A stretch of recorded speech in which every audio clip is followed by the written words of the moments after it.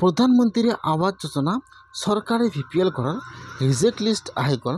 যদি আপোনালোকৰ চৰকাৰী ঘৰৰ লিষ্টত নাম আহিছে, আপোনালোকে এতিয়াও চৰকাৰী ঘৰৰ পইচা লাভ কৰা নাই, অথবা আপোনালোকে চৰকাৰী ঘৰৰ কাৰণে এপ্লিকেশ্যন কৰিছিল কিন্তু এতিয়ালৈকে আপোনালোকে চৰকাৰী ঘৰটো লাভ কৰা নাই, তেনেহ'লে আপোনালোকে আজিয়ে চৰকাৰী ঘৰৰ ৰিজেক্ট হোৱা লিষ্টটো চেক কৰক যে আপোনালোকৰ নামটো ৰিজেক্ট হৈছে নেকি। যদি আপোনালোকৰ লিষ্টত নাম আহিছে, আপোনাৰ একাউণ্টত ঘৰৰ পইচা সোমোৱা নাই, তেনেহ'লে আপোনালোকে আজিয়ে ৰিজেক্ট হোৱা লিষ্টটো চেক কৰক যে কেনেকৈ আপোনালোকে চৰকাৰী ঘৰৰ ৰিজেক্ট হোৱা লিষ্টটো আপোনালোকে আপোনাৰ নিজৰ মোবাইলৰ পৰা চেক কৰিব। মই এইটো ভিডিঅ'ত আপোনালোকক সম্পূৰ্ণ প্ৰচেছ ষ্টেপ বাই ষ্টেপ দেখুৱাই দি আছোঁ। জানিবলৈ হ'লে ভিডিঅ'টো সম্পূৰ্ণকৈ চাই ল'ব, স্কিপ নকৰাকৈ। আৰু যদি আপোনালোকে মোৰ চেনেলত নিউ হয়, মোৰ চেনেলটো ছাবস্ক্ৰাইব কৰি ৰাখি দিব। এতিয়া আপোনালোকে ফাৰ্ষ্ট এইটো অপশ্যনত আহি যাব pmayg.nic.in। মই কিন্তু আপোনাৰ সুবিধাৰ কাৰণে অপশ্যনৰ লিংকটো মোৰ ডিছক্ৰিপশ্যনত দি দিছোঁ। আপোনালোকে ডাইৰেক্ট ক্লিক কৰি ফাৰ্ষ্ট এইটো অপশ্যনত আহি যাব। অহাৰ পিছত আপোনালোকে ফাৰ্ষ্ট ইয়াত আপোনাৰ ব্ৰাউজাৰটো ডেস্কটপ ছাইড কৰি ল'ব। ইয়াত চাব 2 নম্বৰত দিয়া আছে আৱাজ শ্বপ। এতিয়া আপোনালোকে ফাৰ্ষ্ট আৱাজ শ্বপৰ ওপৰত ক্লিক কৰিব।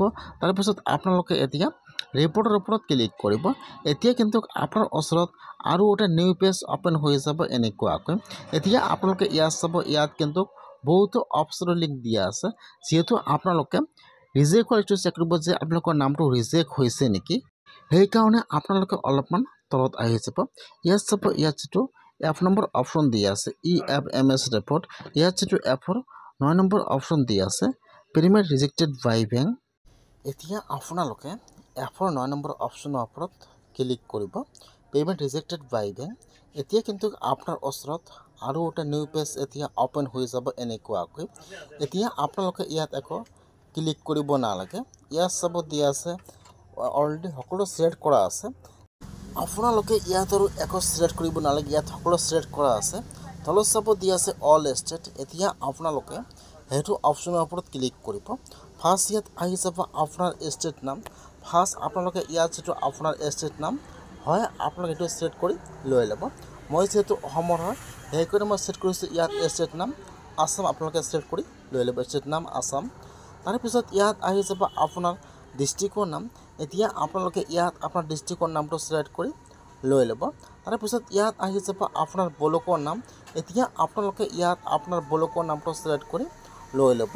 তাৰপিছত যিটো তলত কেপচা আহি যাব, এতিয়া আপোনাৰ ওচৰত যিটো কেপচা আহিছে -প্লাছ কৰি কেপচা যি হয়, এতিয়া আপোনালোকে ইয়াত কেপচাটো বহাই দিব।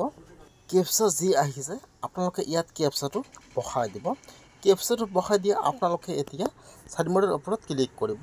যেতিয়া আপোনালোকে চাবমিটৰ ওপৰত ক্লিক কৰিব, এতিয়া কিন্তু আপোনাৰ ওচৰত ইয়াত লিষ্টটো অপেন হৈ যাব এনেকুৱাকৈ।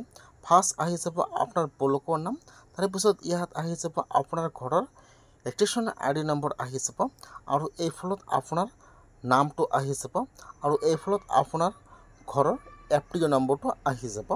এতিয়া আপোনালোকে ইয়াত চেক কৰিব যে আপোনালোকৰ যদি আপোনালোকৰ সেইটো লিষ্টত নাম থাকে, তেনেহ'লে কিন্তু আপোনালোকৰ নামটো ৰিজেক্ট হৈছে। এতিয়া আপোনালোকৰ নামটো কিহৰ কাৰণে ৰিজেক্ট, ইয়াত কিন্তু এইফালে ৰিজনটো দিয়া আছে যে আপোনাৰ একাউণ্টটো আধাৰ কাৰ্ডৰ সৈতে লিংক নাই, অথবা আপোনাৰ একাউণ্টটো ব্লক হৈ গৈছে। ইয়াত চাব বহুতো মানুহৰ নাম কিন্তু ৰিজেক্ট হৈ গৈছে। সেইকাৰণে কিন্তু এতিয়ালৈকে বহুতো মানুহৰ একাউণ্টত ঘৰৰ পইচা সোমোৱা নাই, বা বহুতো মানুহ এতিয়ালৈকে ঘৰৰ পইচা লাভ কৰা নাই। যদি আপোনালোকৰ চৰকাৰী ঘৰৰ লিষ্টত নাম আহিছে আৰু আপোনাৰ একাউণ্টত এতিয়াও ঘৰৰ পইচা সোমোৱা নাই, তেনেহ'লে আপোনাৰ একাউণ্টত